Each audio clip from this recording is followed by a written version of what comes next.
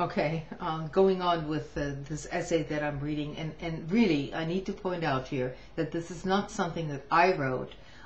It was posted on a website, and the author is Richard Moore, and I'm going to post a link to that article as far as it's still up there.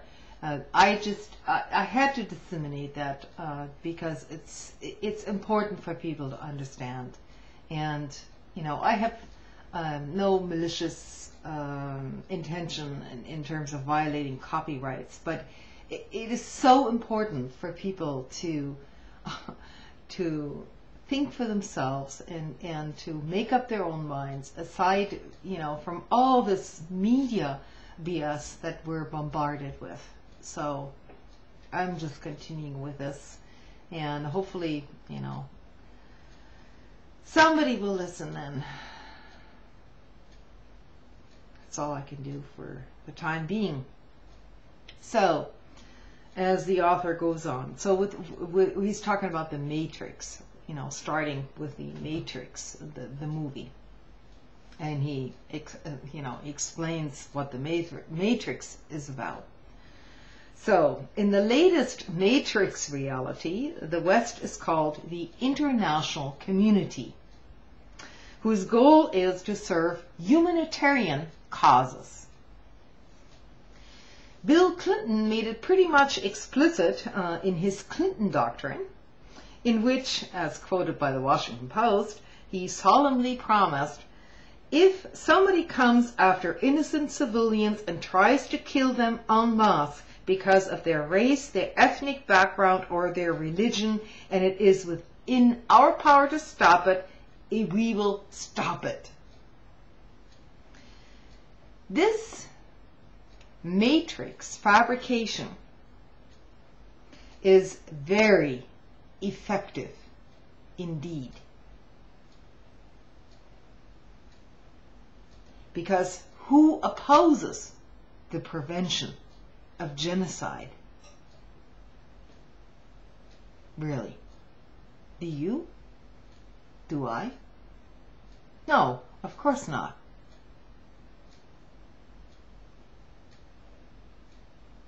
But only outside the matrix does one see that genocide is also caused by the West. In the first place. And the worst cases of genocide are continuing. And that assistance of any kind usually makes things worse, as in the Balkans, during the Clinton years. And now we can see the same shit happening in Libya.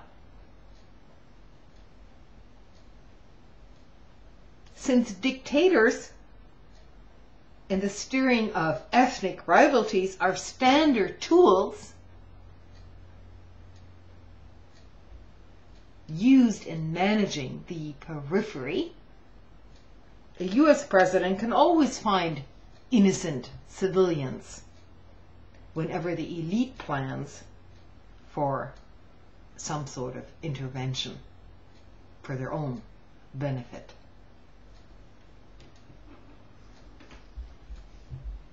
In the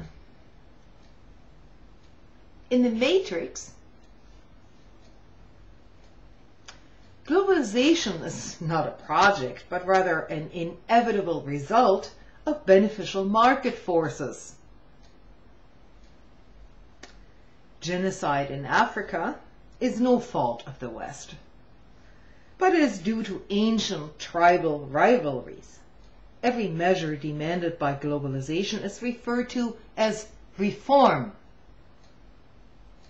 The word is never used with irony.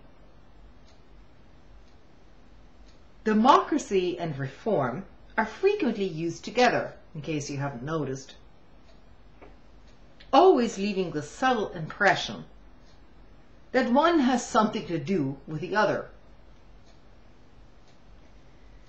The illusion is presented that all economic boats are rising. And if yours isn't, it must be your own fault. You aren't competitive enough. Economic failures are explained away as temporary adjustments, or else the victim, as in South Korea or Russia these days, is blamed for not being sufficiently neoliberal. Investor confidence is referred to with the same awe and reverence that earlier societies may have expressed their will of the gods.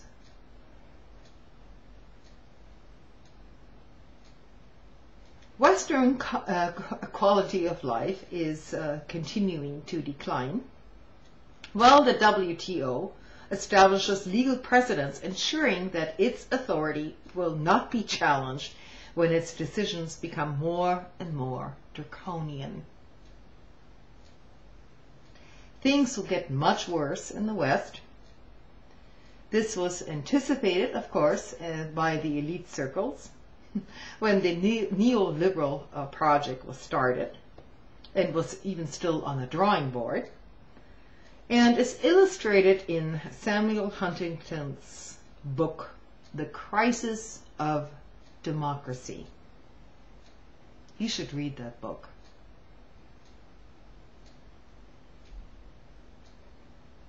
Only to know what the elites are truly thinking and their absolute disregard and contempt for ordinary people.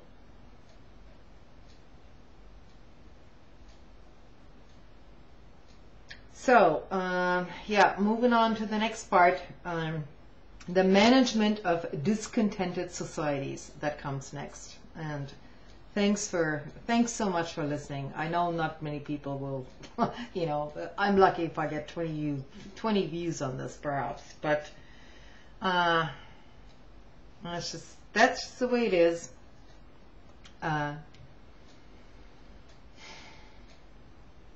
What can I say? I'm going to keep reading this.